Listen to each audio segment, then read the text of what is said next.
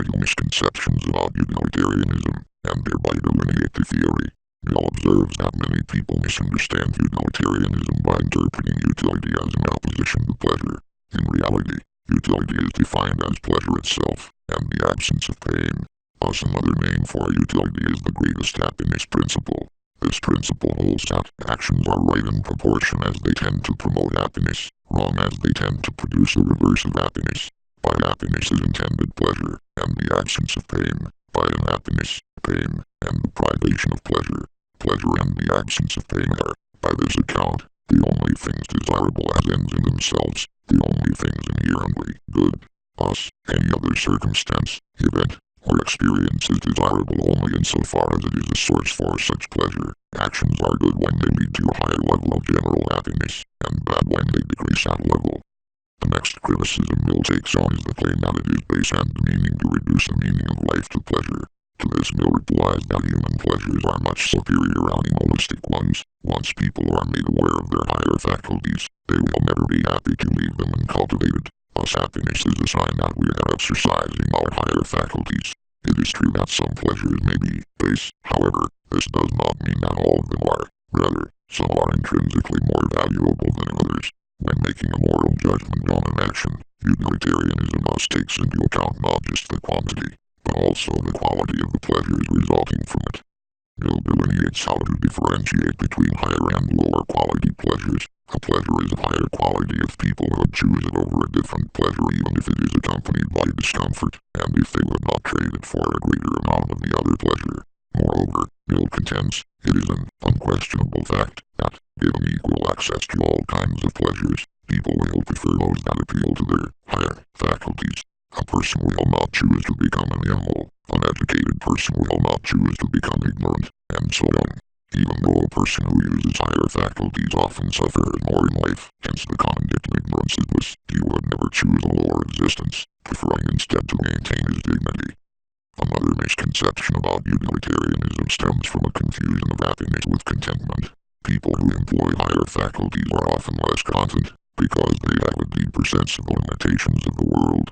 However, their pleasure is of a higher character than that of an animal or a base human. Mill writes, it is better to be a human being dissatisfied than a pig satisfied. Better to be Socrates dissatisfied than a fool satisfied.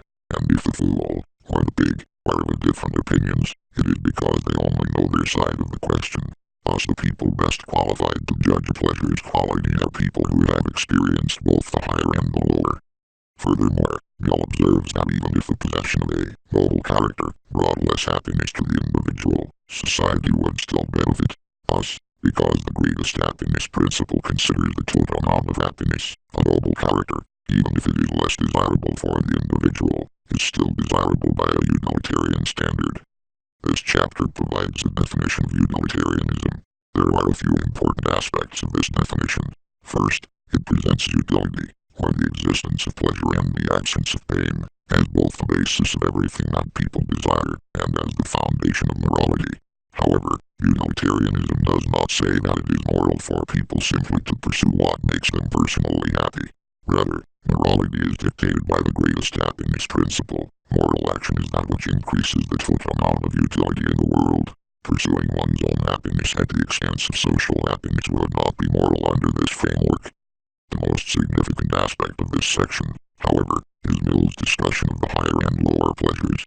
Over the years, utilitarianism's critics have often objected that it tries to compare things that are fundamentally incommensurable, by artificially computing the amount of utility they bring. For example, by reducing the value of an experience or action to the utility, or pleasure, inherent in them. Utilitarianism cheapens certain experiences. Is it fair to compare eating ice cream to reading War and Peace, based on the pleasure each brings? In this chapter, Mill tries to address this concern.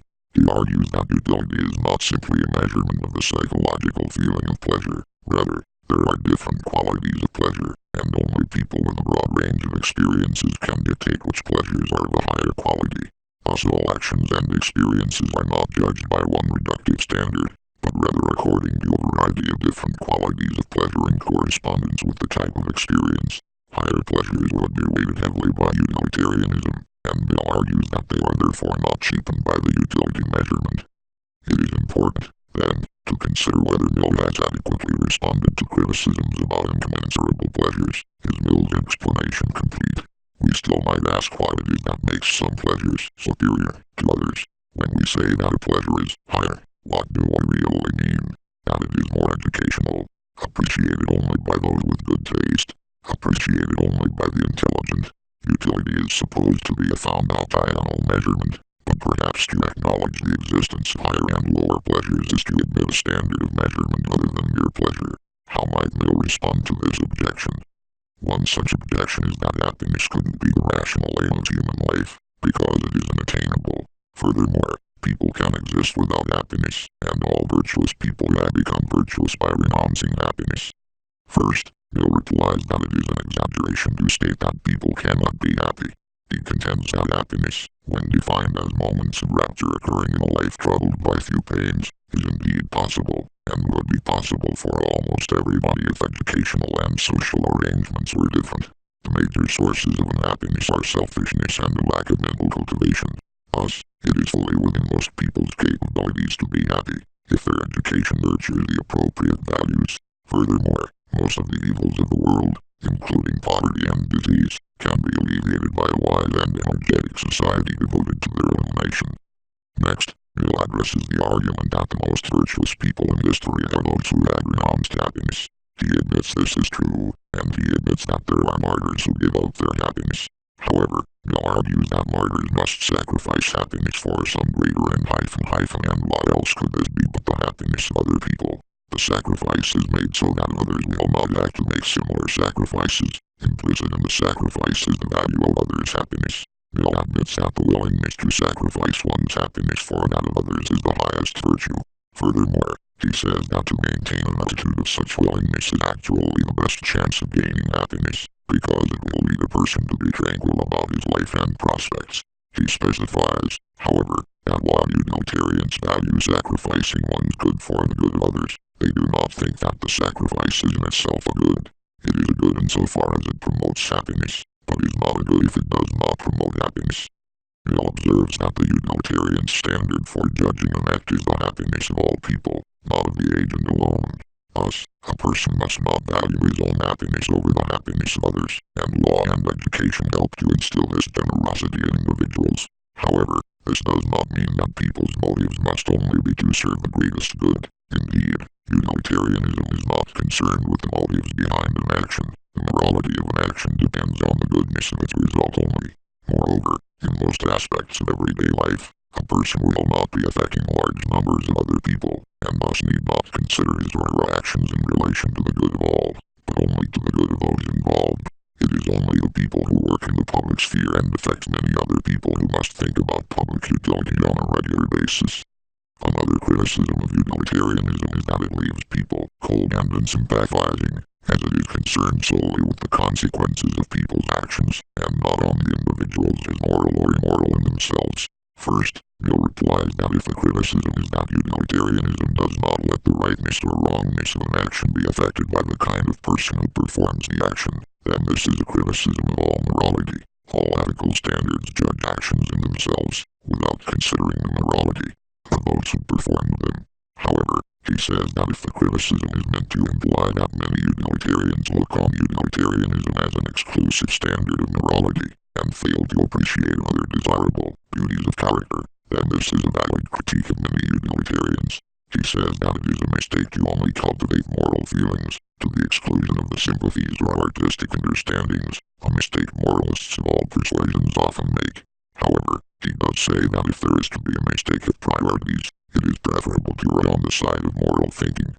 Mill then presents a few more misunderstandings about utilitarian theory, which he declares are obviously wrong but which many people nonetheless believe. First, utilitarianism is often called a godless doctrine, because its moral foundation is the human happiness, and not the will of God. Mill replies that the criticism depends on what we see to be the moral character of God, for if God desires the happiness of all his creatures, then utilitarianism is more religious than any other doctrine. A utilitarian believes that God's revealed truths about morality will fit with utilitarian principles. Furthermore, many moralists, not simply utilitarians, have believed that we need an ethical doctrine, carefully followed, in order to understand the will of God in the first place. Secondly, utilitarianism is often conflated with expediency, and therefore considered immoral.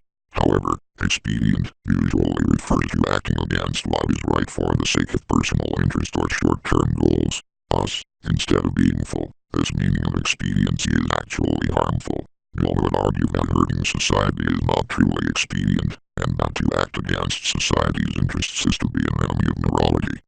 Many critics hold that prior to taking action, there is often not enough time to weigh its effects on general utility. Mill dismisses this, saying that such a claim is akin to saying that we can't guide our conduct by Christianity because we can't read the Bible every time we had to act. He asserts that we have had the entire history of human existence within which to learn the tendencies of actions to lead to particular results. There is a great deal of consensus about what is full, and we have the capacity to impart this knowledge to children too.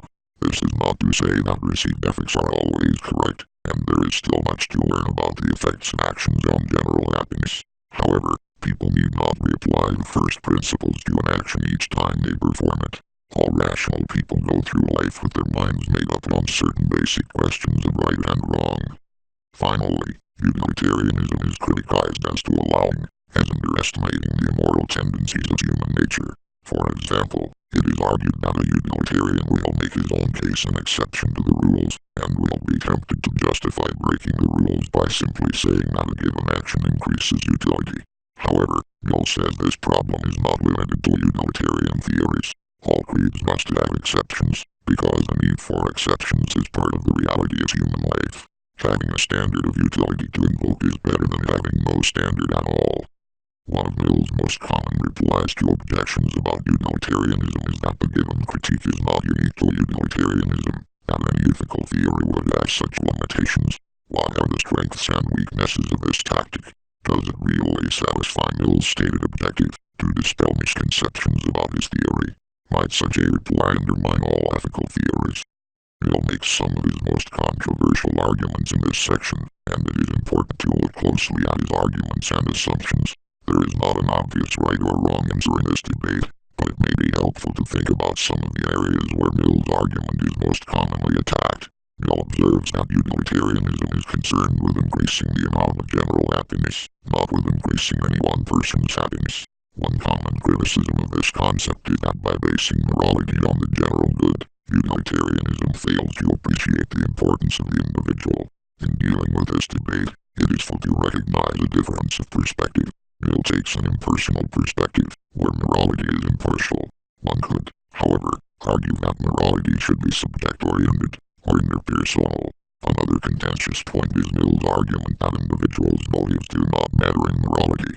Is an action fundamentally different if it is performed for good or bad reasons? Mill would argue it is not. Finally, Mill argues that sacrificing happiness is only desirable if it will lead to more happiness generally. He rejects the value of sacrifice in itself. However, many people do see value in an ascetic life, independent of the consequences it produces. This leads back to the most basic question about utilitarianism. Is the greatest happiness principle the ultimate foundation of morality?